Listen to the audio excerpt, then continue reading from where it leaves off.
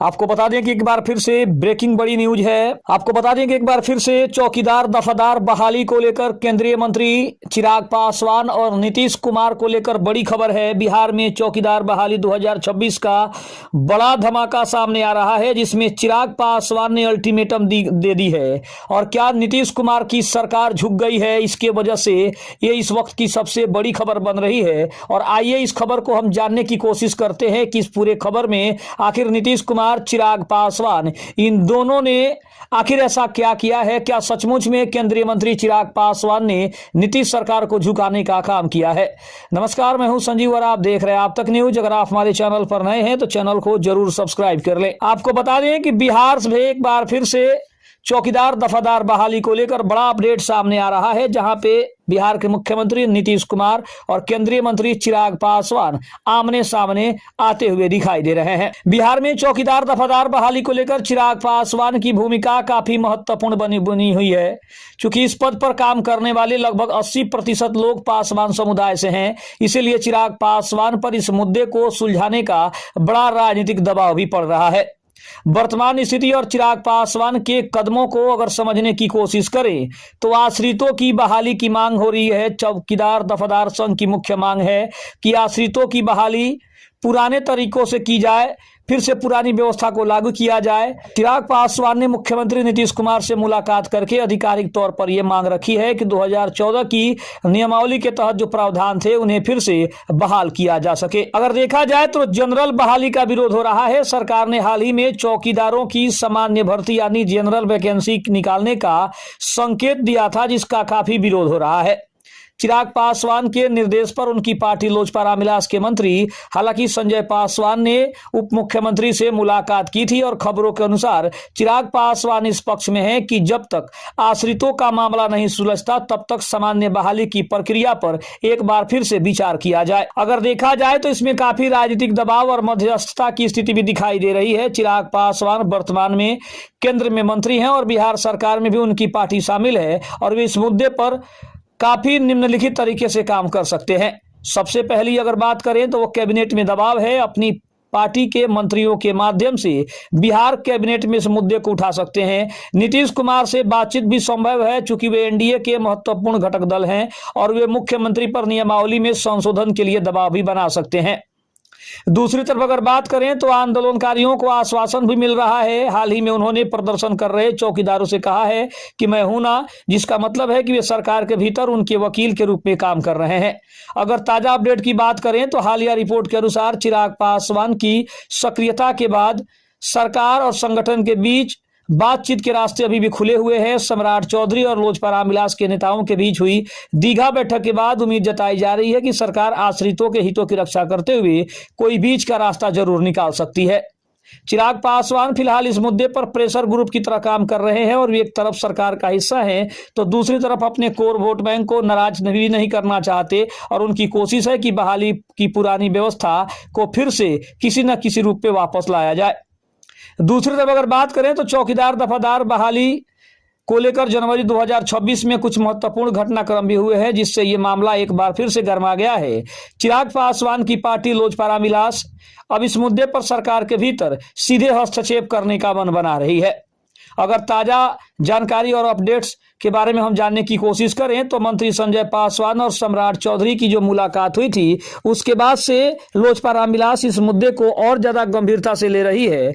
और सबसे नया अपडेट यह है कि चिराग पासवान के निर्देश पर लोजपा रामविलास के कुछ वरिष्ठ नेता और बिहार के गन्ना उद्योग मंत्री संजय पासवान उप मुख्यमंत्री सम्राट चौधरी से उन्होंने मुलाकात की और ये दूसरी बार मुलाकात हुई है, क्योंकि इसके पहले 13 जनवरी को और संजय पासवान ने सम्राट चौधरी से मुलाकात की थी और उन्हें अपना पत्र सौंपा था। लेकिन एक बार फिर से खबर है कि यह मुलाकात दूसरी बार हुई है, जहां एक बार फिर से संजय पासवान ने सम्राट चौधरी से मुलाकात करके इसके ऊपर एक बार फिर से त्वरित कार्यवाही की मांग की है।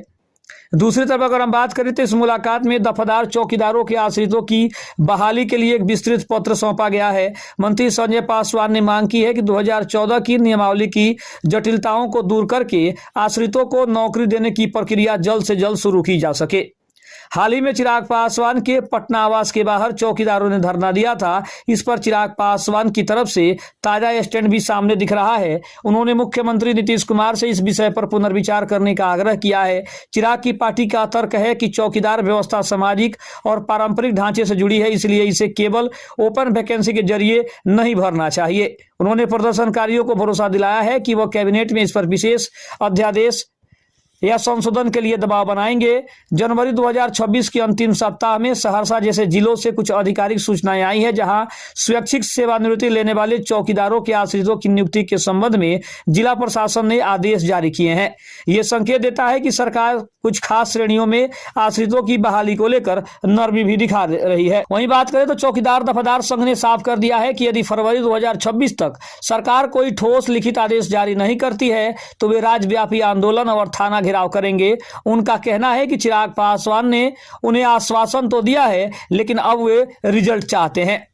अगर बात करें तो अभी स्थिति यह है कि मामला पूरी तरह नीतीश कुमार और सम्राट चौधरी के पाले में है। चिराग पासवान की भूमिका एक मध्यस्थ और दबाव समूह की है और आने वाले विधानसभा सत्र फरवरी मार्च 2026 में इस पर बड़े फैसले की उम्मीद की जा रही है। दूसरी तरफ अगर बात करें तो अगर इसमें नीतीश कुमार की भूमिका की बात करें तो बिहार में चौकीदार दफादार बहाली के मामले में नीतीश कुमार की भूमिका सबसे महत्वपूर्ण है और निर्णायक है, क्योंकि राज्य के मुख्यमंत्री होने के साथ साथ गृह विभाग के भी प्रमुख है और वो सीधे तौर पर उसे देख भी रहे हैं। चौकीदार सीधे तौर पर गृह विभाग के अधीन आते हैं और इसमें सम्राट चौधरी की भी भूमिका काफी अहम होने वाली है। अगर बात करें तो बिहार में चौकीदारों की बहाली बिहार चौकीदार संवर्ग नियमावली के तहत होती है। पहले चौकीदार के सेवानिवृत्त होने पर उसके आश्रित यानी बेटे या परिवार के सदस्य को नौकरी मिल जाती थी।